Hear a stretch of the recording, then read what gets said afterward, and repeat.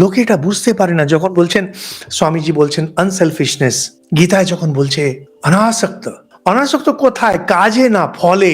কাজে পুরো শক্ত, শক্ত মানে আসক্ত। কাজ এমন ভাবে করবেন যে কেউ যেন এটা না পারে। ফলে অনাসক্তি। আমাদের এখানে পুরো উল্টো হয়ে যায়। হ্যাঁ, কাজে আমি যদি অনাসক্ত, আরে কাজে কে বলছে আপনাকে অনাসক্ত হতে? কাজে পুরো আসক্ত। আচার্য শঙ্কর এক জায়গায় বলেছিলেন, আহম কর্তা ঈশ্বরায় ভৃত্যবৎ করোমি। আমি কর্তা, কিন্তু করছি ঈশ্বরের চাকর হয়ে। আমি ঈশ্বরের চাকর, সেই ভাব পুরো দমে। এগুলো কি হয়? অন্যথা নেবেন না আপনারা। এই বোধগুলো ভেতর থেকে আসে।